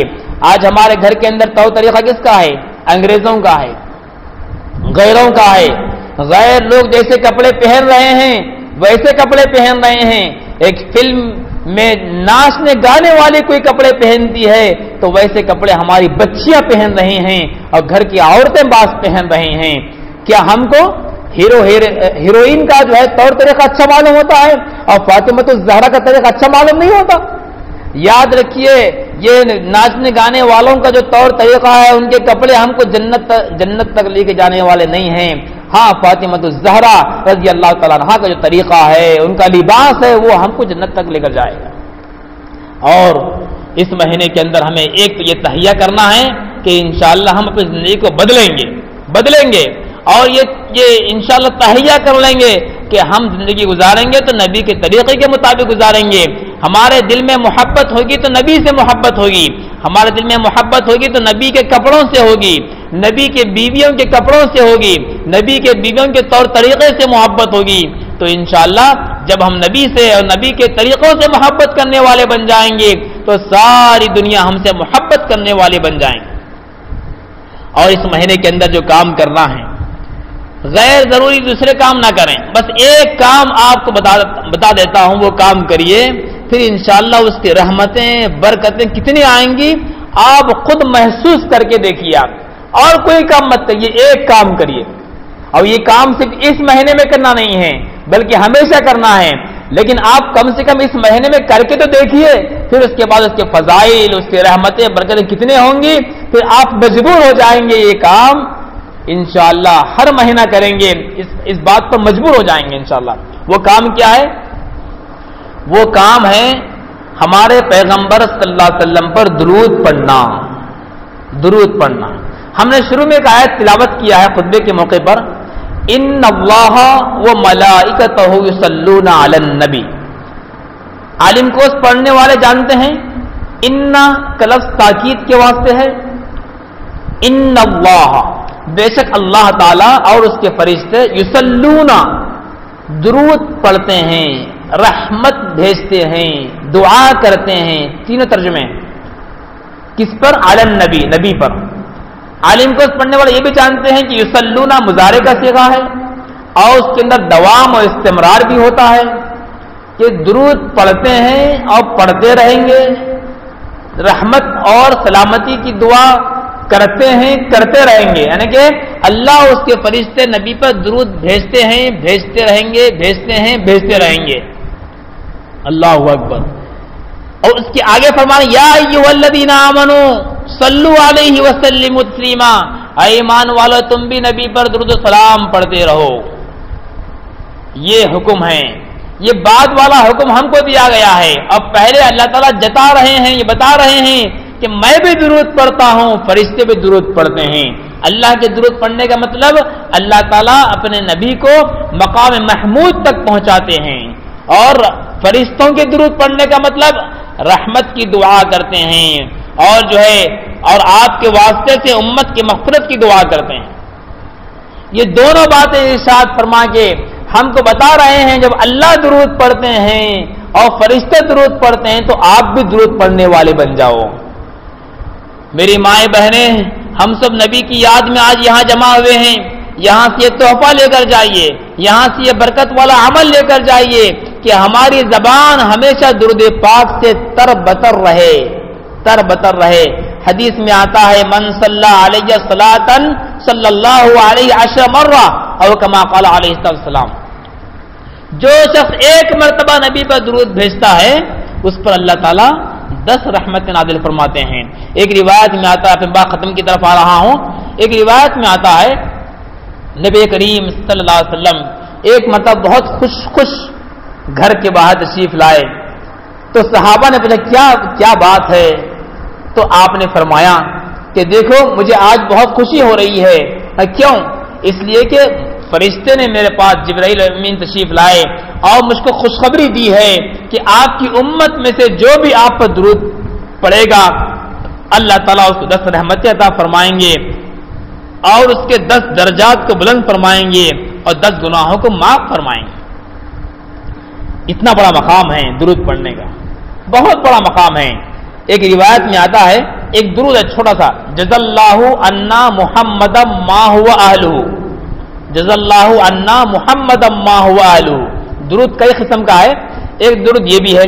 فرمایا کہ جو یہ درود پڑھتے ہیں، فضائل درود پاک کے اندر لکھا ہوا ہے، شیخ زکریا صاحب نے لکھا ہے جزا اللہ عنا محمد ما هو اہلہ. یہ درود پڑھنے سے 70 فرشتے، 70 یہ درود پڑھنا 70 فرشتوں کو 1000 دن تک مشقت میں ڈالے گا. کیا مطلب ہے؟ یعنی کہ 70 فرشتے 1000 دن تک اس درود پاک پڑھنے والوں کو نیکیاں لکھتے لکھتے تھک جائیں گے. اتنا بڑا مقام ملے گا جزا اللہ عنا محمد ما هو اہلہ پڑھنے پر. اور ایک حدیث میں آتا ہے کہ کل قیامت کے دن بندے کی نیکیاں تولی جائیں گی، آپ کے میرے نیکیاں تولی جائیں گی یا جس کے بھی نیکیاں ہوں تو نیکیاں کم پڑیں گی. تو ایک شخص آئیں گے، ان کے ہاتھ میں چھوٹا سا ایک پرچہ ہوگا، وہ پرچہ ترازو میں رکھیں گے، رکھتے ہی وہ پلڑا بھاری ہو جائے گا، بھاری ہو جائے گا. تو یکایک وہ شخص پوچھے گا کہ اے شخص آپ کون ہیں؟ چمکدار چہرہ ہے، اتنے اچھے انسان ہیں، آپ کون ہیں؟ اتنے خوبصورت معلوم ہوتے ہیں اور آپ نے میرے نیکیوں کے پلڑے کو بھاری کر دیا جو کہ کمزور تھا، آپ کون ہیں؟ تو فرمائیں گے وہ شخص میں تمہارا نبی محمد رسول اللہ صلی اللہ علیہ وسلم ہوں، اور یہ جو پرچہ ہے جس کے اندر جو رکھا گیا ہے اس کے اندر تمہارا پڑھا ہوا درود ہے. وہ درود پڑھنے سے، وہ درود کا پرچہ یہاں پر رکھنے سے نیکیوں کا پلڑا بھاری ہو جائے گا اور اس کی بخشش ہو جائے گی. امام شافعی رحمۃ اللہ علیہ کو ان کے انتقال کے بعد کسی نے خواب میں دیکھا اور فرمایا کہ کیا ہوا، کیا گزرا آپ پر؟ تو انہوں نے کہا اللہ نے میری بخشش کر دی. تو شاید سننے والے نے یہ کہا ہوگا، سمجھا ہوگا کہ شاید آپ کو اللہ نے آپ کے علم و معرفت کی وجہ سے بخش دیا ہوگا، آپ نے بہت بڑا کارنامہ انجام دیا ہے، فقہ شافعی آپ نے قائم کیا، اللہ نے اس کے واسطے آپ کی سفارش کی ہوگی اور آپ کو بخش دیا ہوگا. امام شافعی نے فرمایا کہ سنو، میری جو بخشش ہوئی ہے وہ صرف ایک درود پڑھنے کی وجہ سے ہوئی ہے. اور کیا درود ہے؟ فرمایا کہ اللہم صلی علی محمد کلما ذکرہ الذاکرون وصلی علی محمد کلما غفل عن ذکرہ الغافلون. اے اللہ محمد پر درود بھیج صلی اللہ علیہ وسلم، جب جب ذکر کرنے والے اس کا ذکر کرتے ہیں اور جب جب غفلت سے رہنے والے لوگ غافل رہتے ہیں. یعنی کہ بے حساب مرتبہ درود پڑھنا، درود بھیجنے کے کا تذکرہ اس کے اندر ہے. یہ درود اللہ تعالیٰ کا بہت پسند آیا تو اللہ نے اس درود کی پڑھنے کی وجہ سے میری بخشش کر دی. یہ مقام ہے درود پاک پڑھنے کا. اور ایک واقعہ ہے لکھا ہوا ہے فضائل درود کے اندر کہ ایک جہاز، پانی جہاز ایک مرتبہ ڈوب رہا تھا. تو ایک شخص، اللہ والے بھی اس کے اندر تھے، اس میں جو ہے وہ ایک شخص کے خواب میں نبی کریم صلی اللہ علیہ وسلم تشریف لائے اور فرمایا کہ ایک درود پڑھو، 1000 مرتبہ یہ درود پڑھو، یہ درود پڑھنے کے بعد انشاءاللہ اللہ تعالیٰ تم کو نجات دلائے گا اور تمہارا جہاز نہیں ڈوبے گا. وہ درود کیا ہے؟ فرمایا کہ درود تنجینا اس کو بولتے ہیں، تنجینا بھی بولتے ہیں، تنجینا بھی بولتے ہیں. اللہم صلی علی سیدنا محمد صلاۃً تنجینا بہا، تنجینا بھی ہے، تنجینا بھی ہے، تنجینا بھی ہے، دونوں بھی اعراب بیان کیا گیا. اللہم صلی علی سیدنا محمد صلاۃً تنجینا بہا من جمیع الاحوال والآفات وتقضی لنا بہا جمیع الحاجات وتطہرنا بہا من جمیع السیئات وترفعنا بہا عندک اعلی الدرجات وتبلغنا بہا اقصى الغایات من جمیع الخیرات فی الحیات وبعد الممات انک علی کل شیء قدیر. یہ درود کتابوں میں ملتا ہے، اس کو آپ نوٹ کر لیجئے، انشاءاللہ بہت فائدہ ہوگا. تو اللہ کے نبی نے فرمایا کہ یہ درود پڑھو 300 مرتبہ، تمہارا جہاز 1000 مرتبہ پڑھو، جہاز نہیں ڈوبے گا. چنانچہ جب پڑھنا شروع کر دیے، جب پڑھ رہے تھے 300 مرتبہ پڑھے تھے صرف، 1000 مرتبہ پڑھنے کے لیے کہا گیا تھا، مگر 300 مرتبہ پڑھتے ہی ان کا جہاز ڈوبنے سے بچ گیا۔ الحمدللہ، یہ فائدہ ہے درود پاک کے پڑھنے کا، یہ درود تنجینا، اور کئی اکابرین کا یہ تجربہ ہے کہ یہ درود پڑھنے سے بڑی بڑی مصیبتیں دور ہوتی ہیں۔ کتابوں کے اندر درود ملتا ہے، یا بچوں کے پاس بھی لکھا ہوا ہوگا۔ خواتین سے گزارش ہے اس درود کو پڑھیں، نوٹ کریں، یاد رکھیں، بچیاں بھی امتحان کے موقعوں پر اور دیگر کبھی بھی مصیبت کا موقع آ جائے اس درود کو پڑھیے، وہ اللہ سے دعا کیجیے، اللہ تعالیٰ انشاءاللہ اپنی ضرورت کو پورا کریں گے۔ اور ایک کتاب دلائل الخیرات کے نام سے ملتی ہے جس میں درود لکھا ہوا ہے، اللہ کے نبی کی بہت تعریف بیان کی گئی ہے۔ اس کے مؤلف کا واقعہ لکھا ہوا ہے کہ وہ جو کتاب لکھنے والے ہیں ایک مرتبہ راستے سے گزر رہے تھے تو پانی کی ضرورت پڑی، پانی نہیں، ایک کنواں تھا، اندر پانی تھا مگر ڈول اور رسی نہیں تھا نکالنے کے واسطے۔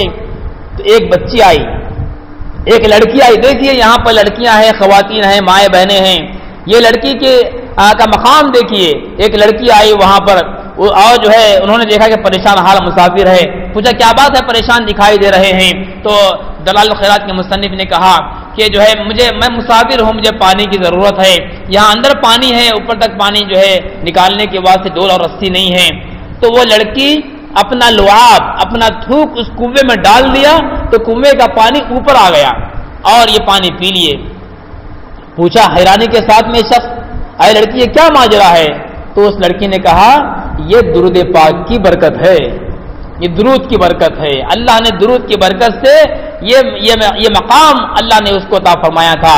اس کے بعد وہ شخص گھر میں آئے اور آنے کے بعد دلائل الخیرات کتاب لکھے، وہ کتاب کے اندر اللہ کے نبی پر درود ہے، صرف درود ہے، خالی مختلف انداز کا درود ہے، ایسے نبی کی تعریف بیان کی گئی ہے جس کے بارے میں ہم سوچ بھی نہیں سکتے۔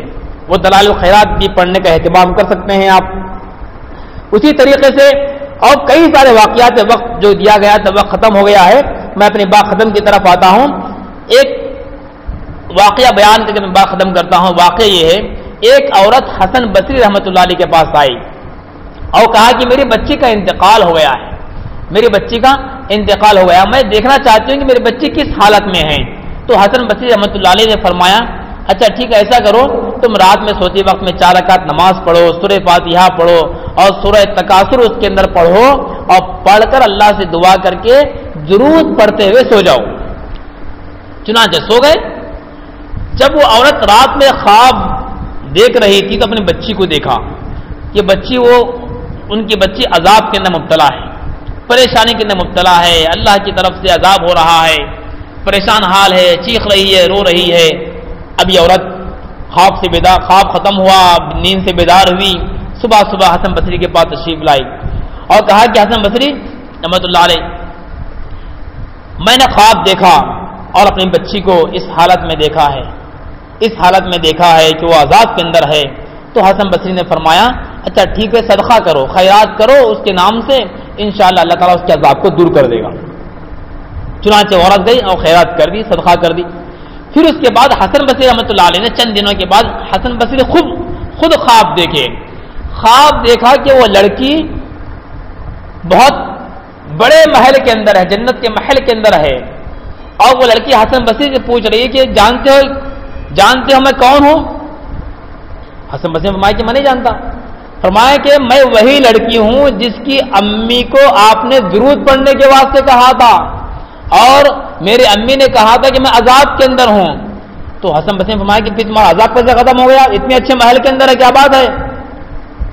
تو اس لڑکی نے کہا کہ حضرت بات یہ ہے کہ عذاب کے اندر میں اکیلے نہیں تھی، بلکہ ہمارے ساتھ میں 70,000 لوگ عذاب کے اندر مبتلا تھے، اور یکایک یہاں سے ایک شخص ہمارے قبرستان کے پاس سے گزر رہے تھے تو انہوں نے ٹھہر کر درود پڑھ کر ہم سب کے لیے ایصال ثواب کر دیا۔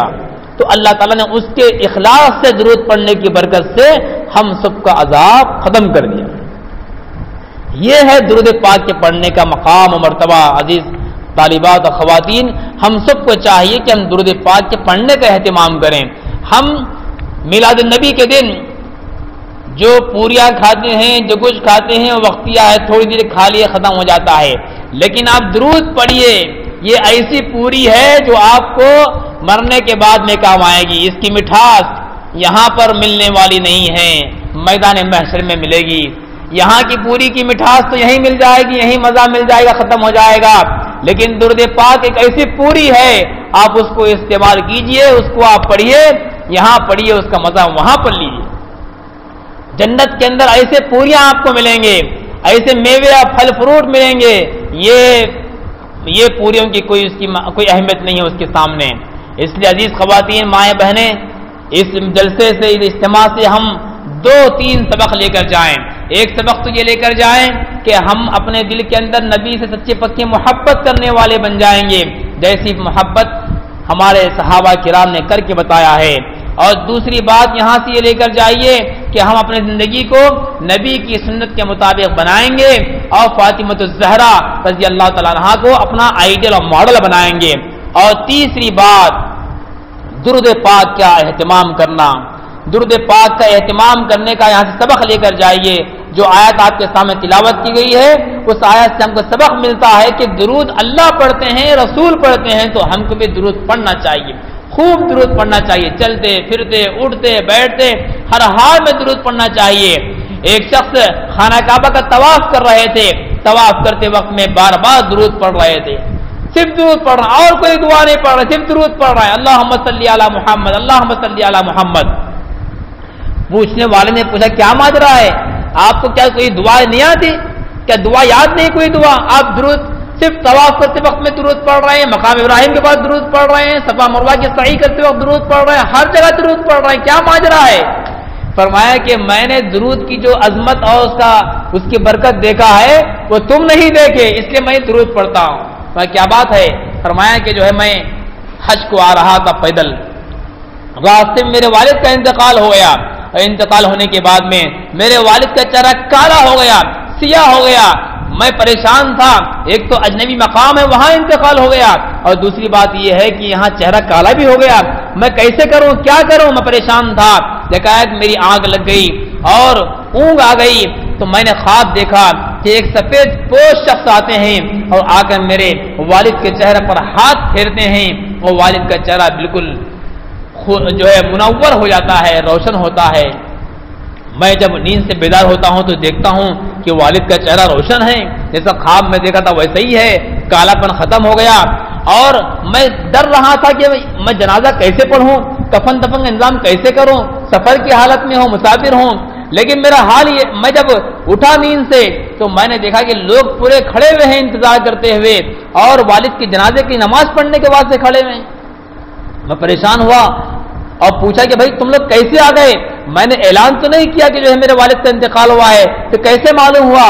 تو انہوں نے کہا کہ ہم کو غیب سے آواز آئی، آسمان سے ندا آئی کہ فلاں اجنبی شخص ہے، مسافر ہے، اس کا انتقال ہوا ہے، اس کی نماز جنازہ پڑھنے کے واسطے اور شریک ہو کر اپنے گناہوں کی معافی چاہنے کے واسطے، اور اس کی جنازے میں شریک ہو کر اپنی مغفرت کروانے کا اعلان جو ہے ہوا ہے، لہٰذا ہم سب یہاں پر جمع ہوئے۔ تو معلوم یہ ہوا درود پڑھنے سے اللہ تعالیٰ کتنا بڑا مقام عطا فرماتے ہیں۔ تو اس سے اس آدمی نے کہا کہ میں نے برکت اپنی آنکھوں سے دیکھا ہے، اس لیے میں ہر وقت میں درود پڑھتا ہوں، طواف میں درود پڑھتا ہوں، سعی میں درود پڑھتا ہوں، ہر جگہ درود پڑھتا ہوں۔ معزز مائیں طالبات، ہم سب بھی ارادہ کر لیں، انشاءاللہ آج سے درود پاک کثرت سے پڑھیں گے انشاءاللہ، چلتے پھرتے اٹھتے بیٹھتے۔ اور ہم نبی پر درود کیا پڑھ سکتے ہیں؟ درود کے جو الفاظ سکھائے گئے ہیں، اللہم صلی علی محمد کے الفاظ ہیں، اے اللہ درود بھیج نبی پر۔ حالانکہ درود ہم بھیج رہے ہیں، لیکن اللہ سے بول رہے ہیں کہ اے اللہ ہمارے پاس اتنے طاقت نہیں ہے، ہم ناپکار ناکارہ گنہگار ہیں، ہماری زبان میں طاقت نہیں کہ نبی پر درود بھیجیں۔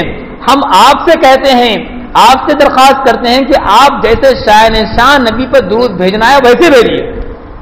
اس لیے جتنے بھی صیغے ہیں اصلی علی محمد نہیں ہے، اللہم صلی علی محمد ہے، اے اللہ آپ ہی بھیجیے جیسے بھیجنا ہے، آپ رحمت نازل فرمائیے جیسے رحمت نازل فرمانا ہے، آپ نبی کے مقام کو جتنا اونچا کرنا اتنا اونچا کر دیجئے، ہمارے پاس کوئی سکت نہیں ہے۔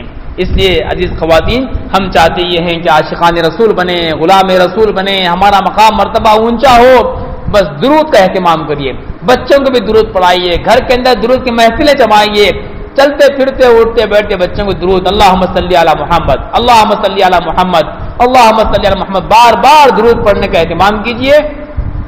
فضائل درود پاک کے اندر مختلف درود پاک کی فضیلتیں ہیں، اب مختلف قسم کا درود بیان کیا گیا ہے، اس کو پڑھ کر اس کو بھی جو ہے اپنے معاملات میں شامل کر لیں۔ وقت ہو گیا ہے، جو کچھ باتیں عرض کی گئی ہیں میں تو ناکارہ ہوں، مجھے جو ہے قابلیت نہیں ہے کہ بیان کیسے کروں۔ جو کچھ باتیں بیان کی گئی ہیں اگر اس میں کچھ لغو اور جو ہے ایسی ویسی بات آ گئی ہے جو مناسب نہیں تھی اور کچھ غلطی میں نے کیا ہے تو معاف کر دیں، اور جو کچھ باتیں کام کی ہو اگر سمجھ میں آ جائیں تو اس کو عمل میں لائیں۔ اللہ تعالیٰ سے دعا کرتا ہوں کہ جو کچھ باتیں مجھے بیان کی گئی ہیں مجھے اللہ نے توفیق دیا ہے بیان کرنے کی، اللہ تعالیٰ اس کو قبول فرمائے اور آپ سب کو بھی اور مجھ کو بھی ان باتوں پر عمل کرنے کی ہدایت نصیب فرمائے، اور اللہ تعالیٰ حضرت مولانا عبد الحمید قادمی صاحب مدد علی کو جزا خیر عطا فرمائے، جنہوں نے مجھے یہ موقع دیا اور جو ہے کچھ بولنے کے واسطے موقع عطا فرمایا۔ مجھے تو ہمت نہیں ہو رہی تھی، لیکن حضرت کی توجہات کی وجہ سے اور ان کے اور جو ہے ان کی ہمت افزائی پر میں نے جو کچھ عرض کر دیا اور آپ حضرات تو حضرت سے اور اچھے انداز سے سنتے رہتے ہوں گے۔ بس جو میں دعا کرتا ہوں اللہ تعالیٰ سے کہ اللہ تعالیٰ آپ کو صحت کامل عطا فرمائیں اور اس مدرسے کو ترقیات سے نوازے، ہر طرح کی جو ہے پریشانی سے محفوظ فرمائیں، حاسدین کی حدث سے محفوظ فرمائیں۔ اور یہ بھی دعا کرتا ہوں کہ جتنے یہاں پر طالبات پڑھ رہے ہیں، جتنے بچیاں پڑھ رہے ہیں، جتنے خواتین آئے ہیں، ان سب کے دلوں میں اللہ تعالیٰ اپنے نبی سے سچی پکی محبت کرنے والا بنائیں، اور اس مہینے کے اندر ہم کو غلو سے، بدعات سے، افراط تفریط سے بچ کر سچے انداز سے، اچھے انداز سے نبی سے محبت کرنے والا بنائیں۔ آمین یا رب العالمین وما علینا الا البلاغ المبین۔ السلام علیکم۔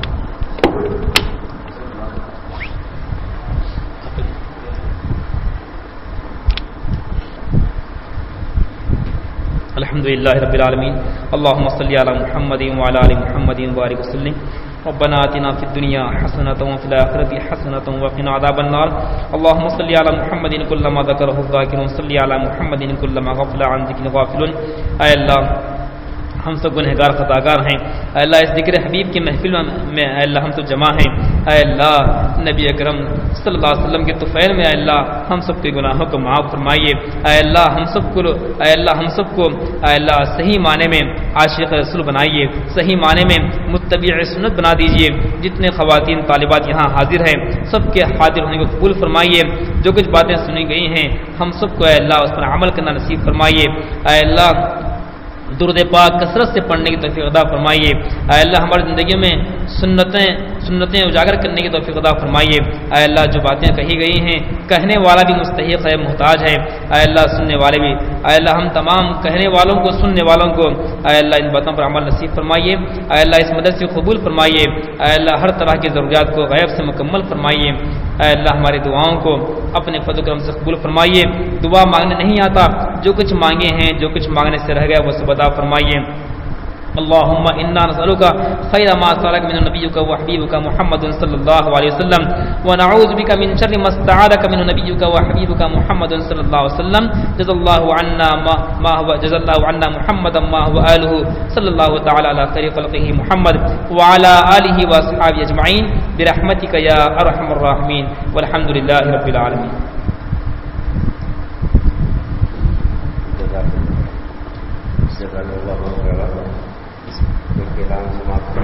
شہر شاعری